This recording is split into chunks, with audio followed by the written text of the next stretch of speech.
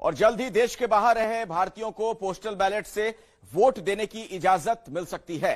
चुनाव आयोग ने केंद्र सरकार से अनुमति मांगी है कि अप्रवासी भारतीयों को डाक मतपत्र के जरिए वोट डालने दिया जाए।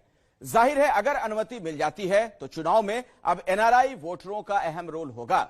साथ ही एनआरआई वोट पाने के लिए राजनीतिक दलों में होड़ भी तेज होगी।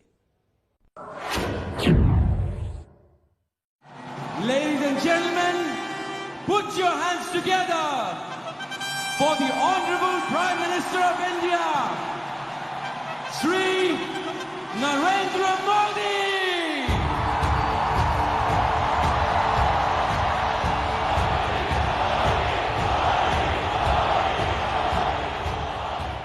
पीएम मोदी के विदेश दौरों की ऐसी कई तस्वीरें आपने देखी होंगी।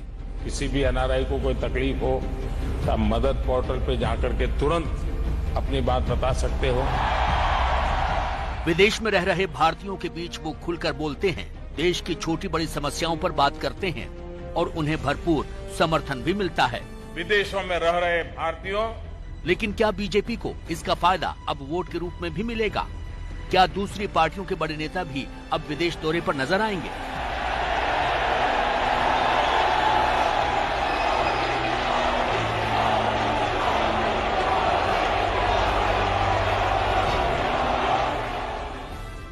ये सवाल इसलिए क्योंकि आने वाले चुनावों में अब एनआरआई भी सीधे अपना वोट दे सकते हैं। चुनाव आयोग ने अप्रवासियों को पोस्टल बैलेट की सुविधा देने का फैसला किया है ताकि वो विदेश में रहकर भी अपने पसंद की पार्टी और नेता को वोट दे सकें।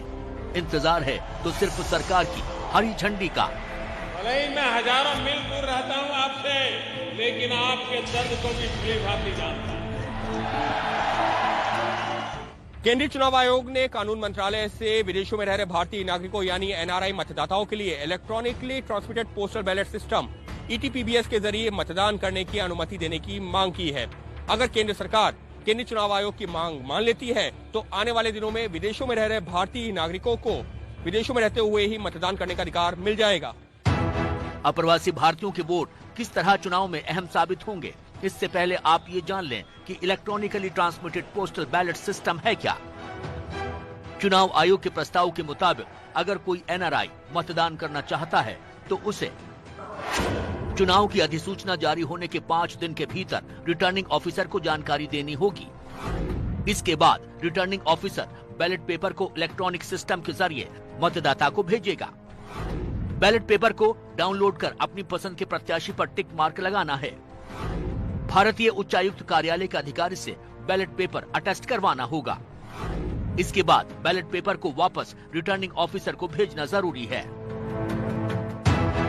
मतलब ईटीपीबीएस के तहत पोस्टल बैलेट इलेक्ट्रॉनिकली डिस्पैच हो जाता है और साधारण डाक से वापस होता है। चुनाव आयोग ने कानून मंत्रालय से बताया है कि उसने एनआरआई को electronically transmitted postal ballot system की सुविधा देने की तैयारी कर ली है। हालांकि एनआरआई की वोटिंग के मसले पर साल 2017 में सरकार एक बिल भी लेकर आई थी, जिसे लोकसभा से पास भी करवा लिया गया था, लेकिन राज्यसभा में आकर अटक गया।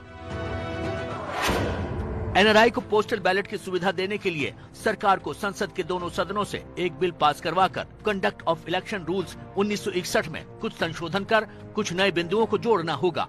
कंडक्ट ऑफ इलेक्शन रूल्स में संशोधन के बाद ही ये पोस्टल बैलेट का सिस्टम लागू होगा।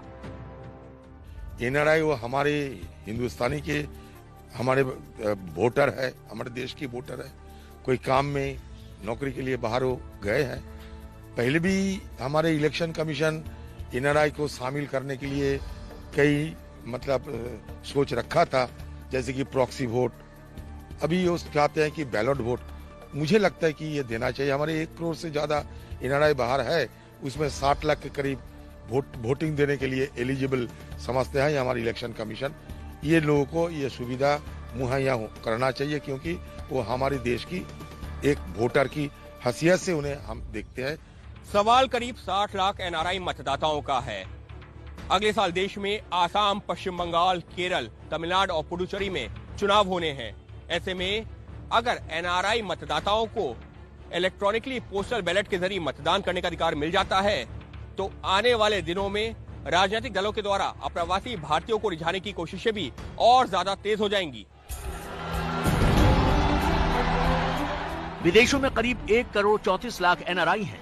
जिन 5 देशों में सबसे ज्यादा अप्रवासी हैं, उसमें UAE में करीब 34,19,000, सऊदी में करीब 25,92,000, कुवैत में करीब 10,28,000, ओमान में करीब 7,79,000, अमेरिका में 12,80,000 NRI हैं। कुल NRI में वोट देने योग्य फिलहाल 60 लाख हैं और आने वाले दिनों में इस संख्या में इजाफा ही होगा। जाहिर है इस वोट पर देश की 2 बड़ी पार्टियों की नजर होगी। विदेश में रहने वाले लोगों के बीच पीएम मोदी बेहद लोकप्रिय हैं। इसका अंदाजा अप्रवासी भारतीयों की सभाओं से लगाया जा सकता है। आज हिंदुस्तान दुनिया का सबसे नौजवान देश है। कांग्रेस भी समय समय पर NRI से संवाद करती है। इनमें राहुल गांधी के कुछ विदेशी दौरे भी शामिल हैं।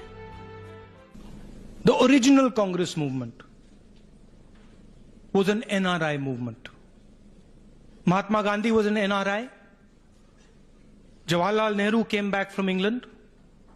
Ambedkar, Azad, Patel, these were all NRIs. हमारे बाहर में हमारे NRI की संगठन करने के लिए हमारा ब्रांच है, कांग्रेस पार्टी की अलग सा एक शाखा भी है। हम चाहेंगे कि हमारे NRI की तरफ से देश की तरक्की के लिए और सारे योगदान बढ़े, लेकिन योगदान बढ़ाने के लिए जो तरीका अपनाना चाहिए वो तरीका तो मोदी जी सिर्फ भाषण में अपनाते हैं, लेकिन बाकी कथनी और करनी में काफी अंतर है। पोस्टल बैलेट के जरिए वोट देने की सुविधा मिल जाती है तो आने वाले चुनावों में उनके वोट निर्णायक साबित होंगे। खासतौर पर केरल, पंजाब, यूपी, तमिलनाडु जैसे राज्य जहां के लाखों लोग अलग अलग देशों में रह रहे हैं। NRI मतदाताओं के लिए चुनावी मुद्दे भी अलग होंगे और राजनीतिक दलों के द्वारा उनसे किए जाने वाले चुनावी वादे भी। ऐसे में आने वाले चुनावों में विदेशी रंग भी देखने को मिलेगा और राजनीतिक दल के राजनेता ज्यादा विदेशी दौरे भी करते हुए दिखेंगे।